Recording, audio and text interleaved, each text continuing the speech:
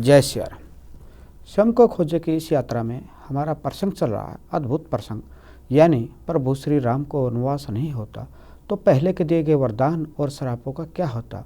और इस पर हमारा मार्गदर्शन कर रहे हैं ये प्रेरक वक्ता, मोटिवेशनल यानी कि चिंतक सौरभ जी। तो आइए सबसे पहले उनका स्वागत करते हैं और आज की हमारी विशेष यात्रा जो रामायण के युद्ध में लंका कांड चल रहा है उस पर चर्चा करेंगे और उनसे जानेंगे कि आगे की क्या योजना है, यानी कि आगे का क्या कुछ घटनाक्रम हुआ। सौरभ जी, आपको पुनः नमस्कार, स्वागत। आपका भी स्वागत है, सभी श्रोताओं एवं दर्शकों का भी बहुत बहुत स्वागत है। सर, जैसा कि पिछली कड़ी में चला है, चर्चा हुई थी कि प्रभु श्री राम ने शक्ति पूजन किया है, उसके बाद रावण को युद्ध भूमि माना है। इसी प्रसंग पर आज आपसे जानेंगे थोड़ा विस्तार से, और इसका रहस्य क्या है और इसके पीछे के घटनाक्रम में क्या कुछ हुआ। बहुत सुंदर। जैसा कि पिछले एपिसोड में हमने ये देखा था कि प्रभु श्री राम ने शक्ति पूजन किया, माता दुर्गा का पूजन किया, जिसकी चक्काचौंध से सारे बानर वो हो जाते हैं, और उन्होंने स्तवन किया तो उनका पूरा आशीर्वाद मिला है। तो इधर क्या होता है, बानरों में तो उत्साह विशेष है। उधर होता क्या है कि रावण की सेना दिन प्रतिदिन और बड़े योद्धा मारे गए, तो वहाँ एक तरह से हतोत्साहित है। तो रावण वहाँ शुरू में ही सबसे नम्रता से कहता है कि चलो सब मेरे साथ युद्ध करने चलो, और साथ ही ये भी कहता है कि किसी ने किसी तरह से युद्ध में आनाकानी की या जाने से बचे या वहाँ से वापस आए तो मैं उसका वध वहाँ कर दूँगा। तो वो वहाँ से सभी को युद्ध में लेके जब जाते हैं तो प्रभु वहाँ श्री राम के जो सेना में बानर हैं वो बहुत उल्लासित हैं, क्योंकि जैसा बताया कि उनके मन में, क्योंकि ऐसा होता है ना, जैसे कहीं कहीं अगर हम किसी खेल को देखें, किसी मैच को देखें, बहुत सारा उत्साहित जब होता है तो वहाँ पर कहीं ना कहीं ये देखने में आता है कि जो जीती हुई है उसमें उल्लास अलग होता है और जो हारा हुआ उसका मनोबल गिरा होता है। तो जिसकी वजह से वो रावण की जो सेना वहाँ आ रही होती है, तो वहाँ पर प्रभु राम लक्ष्मण से कहते हैं कि तुम जैसा न हो, मैं इसे देखता हूँ।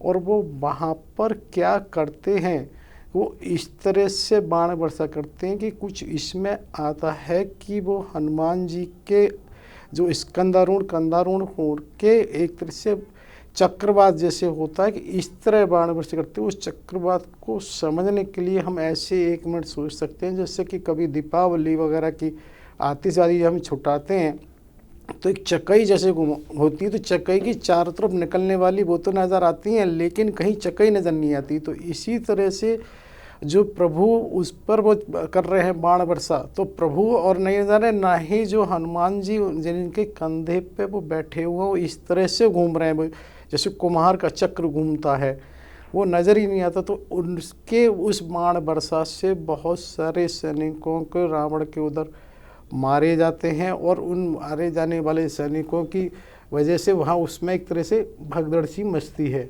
क्या होता है कि वहाँ पर इस तरह से वो राम को वो देखते हुए वहाँ इंद्र जो हैं सुरों के राजा, वो सुरों से कहते हैं इस तरह की स्थिति केवल रुद्र रूप में भगवान शिव ही कर सकते हैं, जिस तरह से उन्होंने वहाँ किया है। और इसको वहाँ देखते हैं और जिसके कारण से उनके लाख लाख अश्व भी रथ भी उसे हो जाते हैं, और लंका में भी एक तरह से वो मच जाती है चीख पुकार, क्योंकि काफ़ी सेना मारी जा चुकी थी। जो उनके परिजन हैं, विशेष रूप से जो राक्षसियाँ हैं, जो महिला हैं एक तरह से कहा जाए, जिसमें भिन्न भिन्न महिलाएं, वो इस तरह से चीत्कार पुकार करती हैं कि ये वो कहती हैं एक तरह से भले सुपड़ खा गई थी उससे राम से वो कराने, जिसकी वजह से ऐसा हुआ, जिसके कारण से ही रावण उसमें अंधा हुआ या सीता हरण उसने किया। और सीता हरण करने के बाद भी उसको ये समझ नहीं आया कि जिस प्रभु राम ने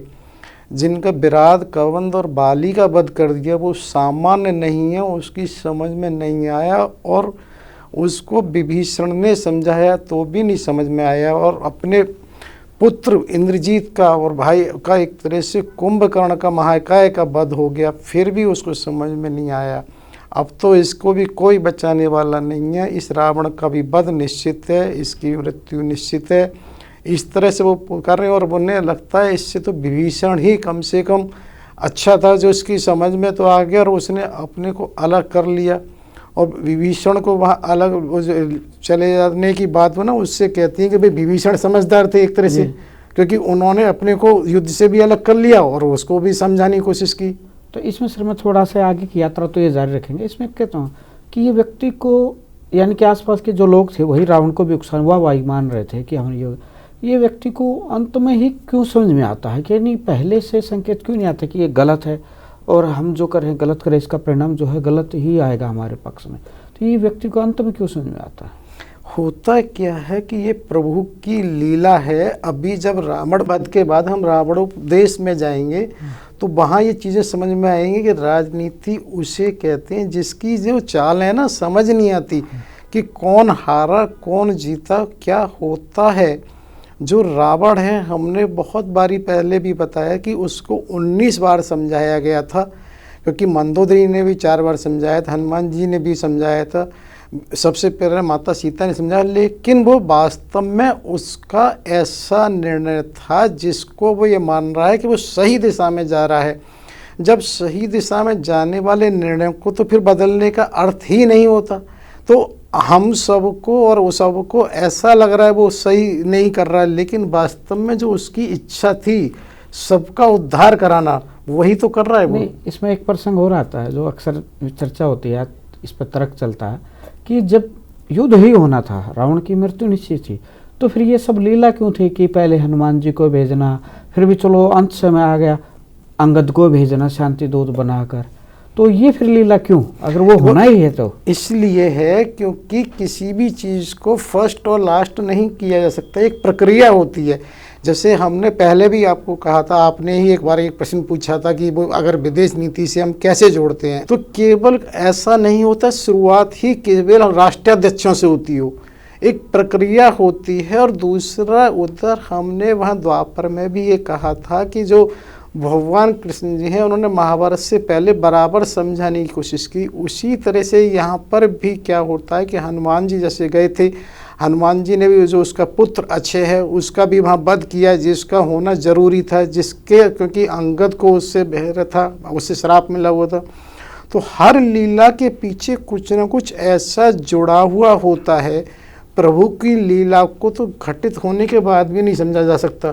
हर चीज़ में जैसे नल नील को भी श्राप और वरदान मिला हुआ था, वो सब कैसे पूरे होंगे, एक एक चीज़ पूरी होती है। मैं वही कह रहा हूं ना कि उसका फिर अंगद को भेजने की लीला, विभीषण का भी समझाना, यहाँ तक कि कुंभकर्ण ने भी समझाया है, लेकिन सब व्यर्थ है, होना तो वही था रावण मृत्यु जी। जबकि वो खुद ही इस बात को कहता है, कुंभकर्ण वहाँ जगदम्बा शब्द का उपयोग करते हैं, यानी कुंभकर्ण भी इस बात को जानता है कि माता सीता जगदम्बा हैं, लेकिन उसके बावजूद उसे लगता है वो सही कर रहा है, तो इसलिए कोई सुधार नहीं करता है। क्या होता है कि जब राक्षसियाँ वहाँ विलाप कर रही होती हैं तो उसी समय रावण जो अपने महोदर महापार्श्व और विरूपाक्ष जो उनके सेनापति हैं उनसे कहता है कि चलो, और तुम सब एक तरह से उनको उत्साहित करता है इस बात के लिए जो भी आपके मिलने करने वाले जो उनकी मृत्यु हुई उन सब का बदला लेना है, उस सब को वो करना है। और वो उनको लेके प्रभु राम से युद्ध करने जाते हैं। और क्योंकि क्या होता है कि वो अपने 10 बाण से 10 उसके पास धनुष से 10 उसके एक तरह से 20 भुजा हैं, इसके लिए वो वहाँ से जब चलते हैं तो उसकी बाण वर्षा हो रही होती है। तो जब उसकी वजह से बानर एक तरह से तितर बितर विचलित हो जाते हैं, तो उनको देखकर वानरेन सुग्रीव क्या करते हैं कि जो सबसे पहले उसके साथ जो आए हुए राक्षस विरूपाक्ष है उसको एक तरह से पहाड़ फेंक के उसको रथ को वो कर देते हैं। वो क्या करता है कि उतर के जैसे ही उनको कुछ वो उससे करना हुआ खड़क से, तो उनके खड़क को छीन कर ही उसका शिरच्छेद कर देते हैं, एक तरह सिर काट देते हैं सुग्रीव। उधर क्या होता है कि जो उसमें महापाशु होता है उसके साथ भी होता है, और इधर उसका भी वध वो कर देते हैं, क्योंकि वो गदा लेते हैं तो गदा लेके उसी मार देते हैं। अंगद आके उसको तीसरे वाले उसका भी वध कर देते हैं। तो इसके बाद क्या होता है कि रावण एक तरह से सारथी से कहता है कि अच्छा तुम मेरा जो रथ है उसको केवल राम के ही सम्मुख ले चलो। तो वो वहाँ राम के सम्मुख उस रथ को ले जाते हैं और राम के सम्मुख ही इस तरह से वो बाण वर्षा करते हैं कि उसके जो 10 क्योंकि धनुष हैं उसको वो चारों तरफ से इस तरह से वो उनकी बाणों की वर्षा शुरू करते हैं। प्रभु उसके क्या होते हैं, जब सामने उनका हो रहा है कोई साधारण तो कहीं प्रभु है नहीं, तो वो एक दूसरे क्या करते हैं, एक से एक ऐसे शस्त्रों को छोड़ते हैं, दिव्यास्त्र भी हैं वो भी हैं जिनको प्रभु समुचित बाहर कर देते हैं। और ऐसा भी आता है कि उन्होंने उसके जो 10 धनुष हैं उन्हीं को वो कर दिया है, तो वो अन्य जो शस्त्र हैं उनको छोड़ता है। अब इधर वो ये सोचता है कि मैं किस दिव्यास्त्र का प्रयोग करूं, क्योंकि स्वयं ये वो अच्छे से जानता है नारायण के रूप हैं, तो नारायण इन पर छोड़ा नहीं जा सकता। फिर वो रौद्रास्त्र छोड़ता है, लेकिन रौद्रास्त्र को जब ये देखता है कि वो प्रभु के माथे से जैसे स्पर्श करके लौटाता है, जैसे उन्हें आशीर्वाद दे के लौटा हो, फिर वो सोच में पड़ता है अगर मैंने ब्रह्मास्त्र और उसको भी छोड़ा तो वो भी इसी तरह से न करें। तो उसको ये दुविधा हो जाती है कि मैं उस समय क्या करूं। तो वो क्या करता है कि उससे प्रभु से ध्यान हटा के एक तरह से विभीषण पर शक्ति छोड़ने के लिए वो बाण चढ़ाता है। तो प्रभु को जब ये इस तरह से उन्होंने लक्ष्मण ने देखा, अरे ये तो उनके एक तरह से आसन है, शरणापन्न है, तो इनकी तो रक्षा करनी है, तो तुरंत लक्ष्मण उसके बाण को काट देते हैं। लेकिन वो क्या होता है कि फिर उसने एक अमोघ शक्ति का ये होता है कि उसे फलित होना ही होता है, तो वो उस अमोघ शक्ति को छोड़ते हैं जिससे लक्ष्मण अपने आगे आके अपने ऊपर लेते हैं, तो जिससे लक्ष्मण मूर्छित हो जाते हैं। और यहाँ ना एक मिनट ये बताना भी थोड़ा सा आवश्यक हो जाता है, क्योंकि ये जो हमारा स्रोत है रावण युद्ध एक तरह से प्रातः स्मरणीय श्री श्री सुदर्शन चक्र जी द्वारा रचित श्री रामचरित के उत्तरखंड का रावण युद्ध अध्याय से लिया गया है, जबकि श्री रामचरित मानस में बाबा तुलसीदास जी द्वारा वहाँ पर ऐसा आता है कि प्रभु राम ने अपने ऊपर उस शक्ति को लिया जिससे वो कुछ समय के लिए वहाँ वो मूर्छित हुए।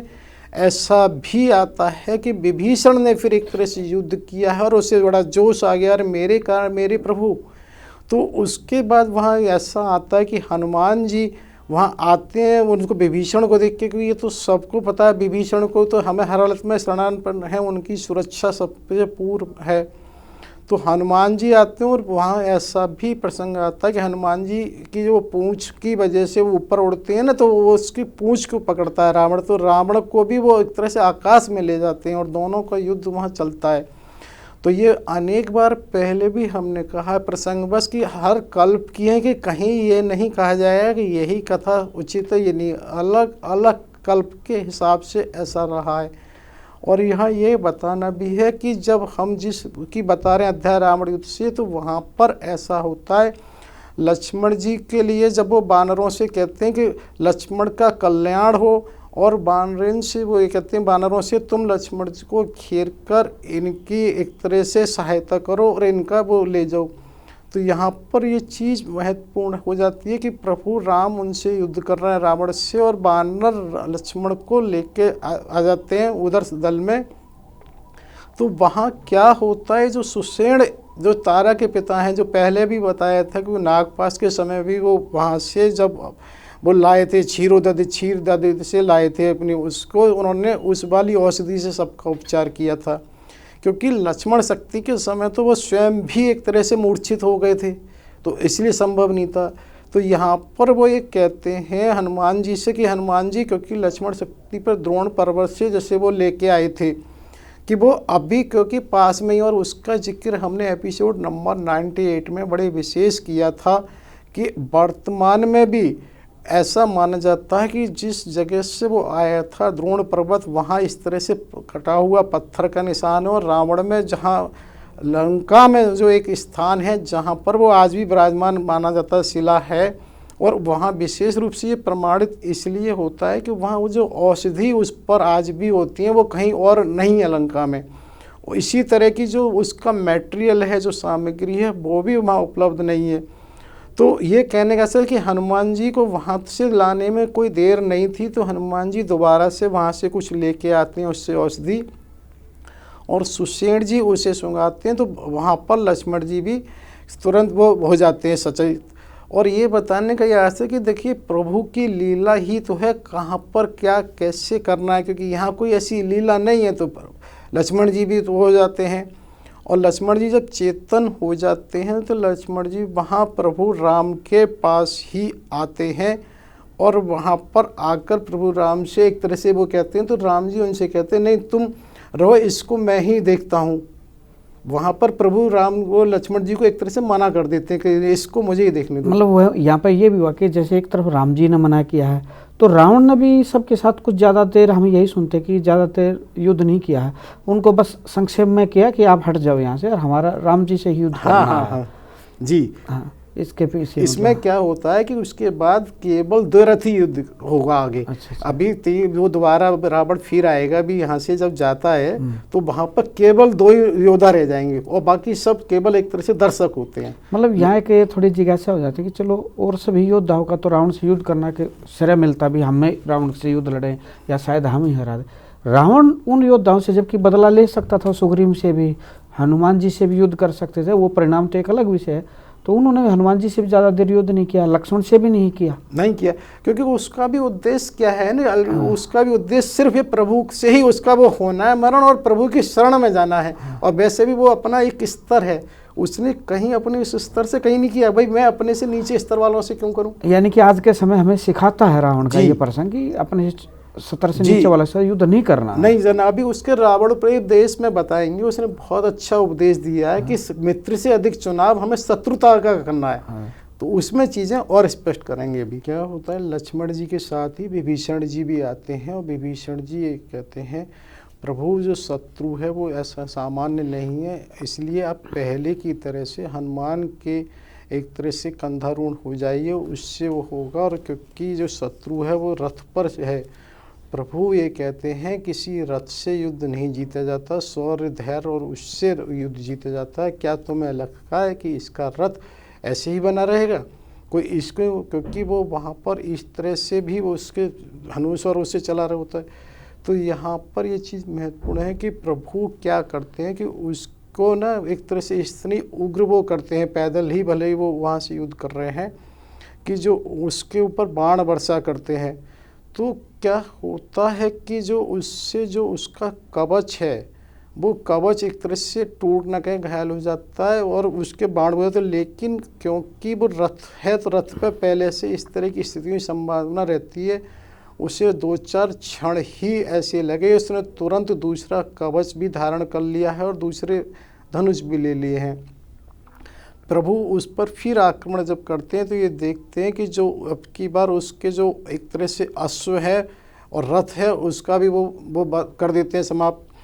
तो जब वो तहस नहस रथ और वो दोनों हो जाते हैं घोड़े, तो क्या होता है कि जैसा हम लोग भी आज भी प्रोटोकॉल में देखते हैं कि कहीं भी कोई विशिष्ट व्यक्ति जब होता है तो उसकी सुरक्षा के लिए एक बैकअप में वाहन भी होता है, तो वहाँ तुरंत दूसरा रथ उसके पीछे होता है जिसको वो सारथी अपने उससे एकदम उछलकर उसकी रस्मी यानी रस्सियों को पकड़ लेता है। और रावण को तो देर लगनी ही नहीं थी उस पर पहुंचने में, तो रावण भी उस पर एक तरह से पहुंच जाता है और फिर बड़ी उग्रता से वो उस पर प्रहार करता है प्रभु पर। तो ऐसा भी है, उसने कोई ऐसा कोई अस्त्र छोड़ा है जिसकी वजह से देवता भी एक बार ऐसा सोचने लगे, क्योंकि अब यहाँ ये जो युद्ध है अंतिम पड़ाव पर है, तो उस युद्ध में पूरी तरह से देवताएं और सुर वगैरह उस तरह से शामिल हैं और वो भी वहाँ देख रहे होते हैं। तो वो भी ये सोचते हैं अरे प्रभु ने भी उसको एक तरह से सह लिया है। तो होता क्या है कि प्रभु अब एक तरह से उग्र हो जाते हैं और उन्हें स्मरण आ जाता है कि अरे तू सीता हरण करने वाला, तो उनको इस तरह से उग्रता आती है कि अब जो वो वहाँ पर अपनी त्रोण से जो बाण निकालते हैं वो एक होता है और जब प्रत्यंचियाँ पे रखते हैं तो होते होते 10 हो जाते हैं और जब खींचते खींचते वो 100 हो जाते हैं, छोड़ने पर 1000 हो जाते हैं और लक्ष्य की तरफ पहुँचते पहुँचते लाख हो जाते हैं, लाख हो जाते हैं। तो इस तरह की स्थिति देखकर होता क्या है कि रावण को भी ये करना बड़ा मुश्किल हो गया कि कौन सा मूल है और कैसे उसको वो किया जाए, क्योंकि मूल बाण फिर भी लौट के उनके त्रोण में ही आ जाता है। तो इस स्थिति से एक तरह से वो ऐसा घबरा जाता है क्योंकि अब उसके कोई विकल्प नहीं नज़र आता है। तो यहाँ पर वो माया का सहारा लेता है, जिस माया के सहारे में वो इस तरह से होता है कि ऊपर से जलते हुए पहाड़ गिर रहे हैं, समुद्र में जैसे 26 दिसंबर 4 को सुनामी आई थी, इस तरह से पानी एक तरह समुद्र बिल्कुल पृथ्वी को डुबोने को तैयार हो रहा है। बहुत सी इस तरह की सर्पों की उसकी वर्षा हो रही है। और इसको हम इस तरह से भी समझ सकते हैं कि आर्टिफिशियल इंटेलिजेंस से आज भी हम जिसे माया कह सकते हैं कि बहुत सारी चीज़ें ऐसी बना दी जाती हैं, ये पहचानना मुश्किल होता है क्या मूल है और क्या बनावटी है। तो उससे प्रभु पे तो कोई प्रभाव पड़ना नहीं है, लेकिन कई वानरों में तो थोड़ा सा ऐसा हो जाता है।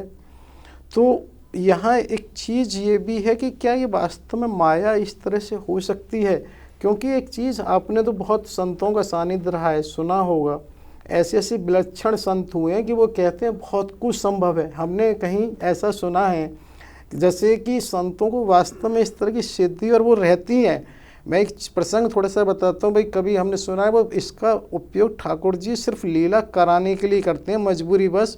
जैसे कभी सुना हरिराम बाबा कहीं भंडारा हो रहा, घी कम पड़ गया, उन्होंने गंगा जल छोड़ा, उसी से हो गया।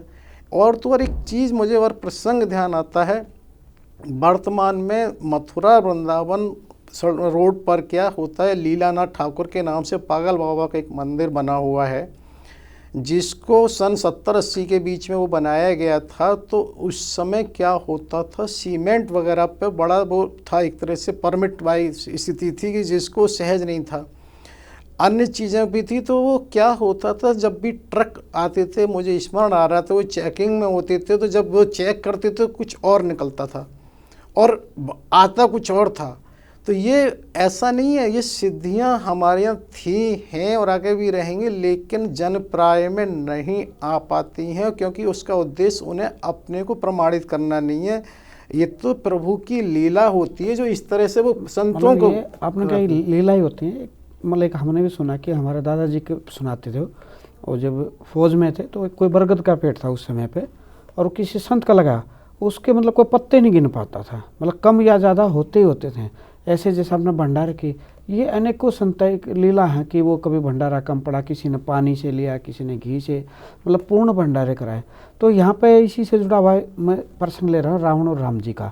एक तरफ युद्ध में राम जी का जो तरकस का बाण है, मूल है, वो ऋषियों का वरदान था कि आपका तरकस खाली नहीं होगा। एक तरफ वहीं रावण को माया करनी पड़ी।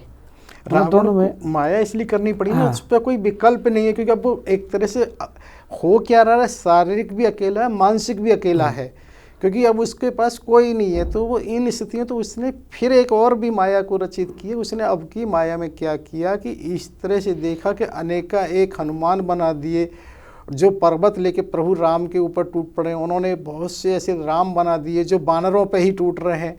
तो उससे कोलाहल तो वापस में हो रहा है, लेकिन उससे प्रभु पे तो उन्होंने बाण छोड़ा, सब माया एक बार में हर ली। क्योंकि मैं इसको आज वर्तमान समय से जोड़ना चाहता हूँ कि उसमें देखो, जैसे ही रावण ने माया खेली, तो जैसे आपने बताया वानरों पर और जो लोग थे उन पर प्रभावित हो गए कि रावण की माया से भयभीत हो गए या ज़्यादा प्रभावित हुए। आज भी यही हो रहा है। तो हमें तय करना है कि जो हमारे संत देवी देवताओं के वरदानों पर जाना है या उनकी कृपा पर जाना है।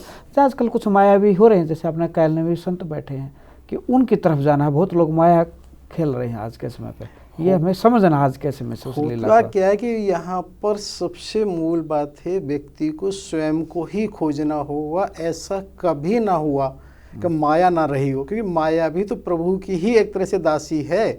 तो ऐसा आज भी है, कल भी था और कल भी रहेगा। ये स्वयं ही हमें खोजना है। और इसका सबसे बड़ा एक मूल कारण है, हमें अपने परिवार में जहाँ माता पिता हैं, उन माता पिता को समुचित स्थान देना पड़ेगा। वो किसी वजह से नहीं है, जो उसका विकल्प बड़े हों उनको देना पड़ेगा, क्योंकि उनके पास अपने जीवन का अनुभव होता है, जिसकी वजह से वो मार्गदर्शन उन्हें मिल सकता है। अन्यथा तो कहीं ना कहीं आप ये देखिए कि जो चीज़ है मूल और वो बनावटीपन हमेशा है और रहेगा। इसी में एक वर्तमान समय से एक और प्रसंग जुड़ता है। अभी जो राम जी और रावण का युद्ध चल रहा था कि रावण अपने रथ पर है, राम जी पैदल हैं। एक कुछ क्षण के लिए हम भूल जाएं कि भगवान राम है उस समय पे, वो अवतारी तो है। तो आज के समय पे हम इसको कैसे जोड़ें कि मान लो कोई संघर्ष जीवन में करा, उसके सामने एक भावुक व्यक्ति है और वो एक सामान्य प्रक्रिया में है, तो विजय किसकी मतलब होगी, उसको किस रूप में उस लीला को ले राम जी के। भाई राम जी की लीला तो एक सीधी सी बात है, जहाँ सत्य है, जहाँ आना है वही जीतना है।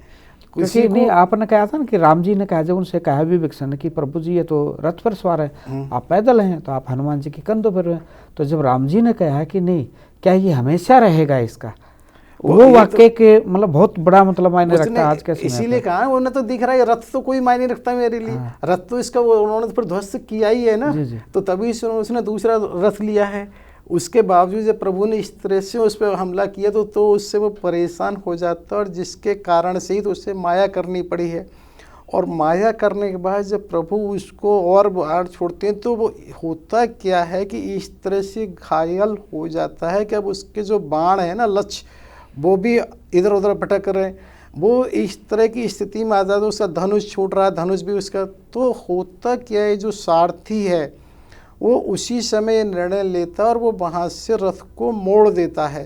तो जब वो रथ को मोड़ देता है तो प्रभु तो कभी भी ऐसा कर ही नहीं सकते कि ऐसी स्थिति में उस पर बाण छोड़ें।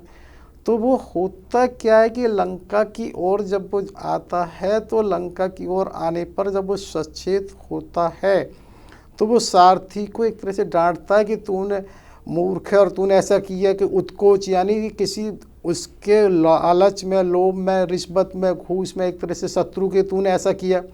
तो वो ये कहता है कि नहीं, मैंने ऐसा बिल्कुल किसी वजह से नहीं किया, ना मैंने किसी से कोई उत्कोच लिए, रिश्वत, घूस। लेकिन ये सारथी का भी धर्म होता है। जिस तरह क्या होता है, रथी का धर्म है कि सारथी की सुरक्षा करे, और ये सारथी का धर्म होता है रथी की सुरक्षा करे। और ये तो निश्चित रूप से सारथी को ही निर्णय लेना है, रथ को कब आगे, कब पीछे, कब दाएं, कब बाएं, कब तेज, कब हल्का, कैसी है, तो ये उसी को निर्णय लेना होता है। तो क्या ऐसे में मेरा ये निर्णय गलत था, जब मुझे ये दिख रहा है कि आपकी सुरक्षा बहुत ज़रूरी थी और उस समय सुरक्षा का कोई विकल्प ही नहीं है, तो उसके कारण से ही तो वो उसको लंका की ओर मोड़ता है। तो फिर उससे समझ आता है दशग्रीव को, वो कहता है हाँ नहीं, तुमने ये ठीक किया, कभी कभी क्रोध के बस ऐसा हो जाता है, और कोई बात नहीं। ऐसा भी आता है कि फिर उसने एक तरह से अपना कंकड़ कड़ा उसको इनाम पुरस्कार दिया, और वो ये कहता है नहीं, हाँ वास्तव में ही अब मुझे कुछ विश्राम की आवश्यकता है, अब मैं तुम्हें बाद में बताता हूँ कि फिर दोबारा से चलने के लिए। प्रभु जी बहुत अद्भुत, बहुत सुंदर प्रसंग चला है। और अब हम ये जानेंगे कि जैसे कि आपसे चर्चा हुई थी, क्योंकि हम जो कथा सुनते हैं उनमें पूर्ण विस्तार से नहीं, क्योंकि एक सीमित समय होता है, तो बस लीलाओं का ही वर्णन होता है, बहुत कम समय मिलता है। अब लंका में जब रावण गए हैं वापस, वहाँ पर क्या बातें हुई हैं, क्या विचार मंथन हुआ है, क्या उनका विरोध हुआ है, अगली कड़ी में आपसे जानेंगे। क्या होगा, इससे पहले एक बारी हम इसका भी जिक्र करेंगे भी अशोक वाटिका में। जी। क्या होता है कि वहाँ पर उसमें एक प्रसंग आता है, अशोक वाटिका में वो माता सीता की क्या स्थिति है, उसके बारे में भी चर्चा करेंगे। चलिए प्रभु जी, अगली कड़ी में फिर से चर्चा करते हैं। आपने अद्भुत जानकारी के लिए इसका आपको धन्यवाद, आभार। जय सिया राम। जय सिया राम। जय सिया राम।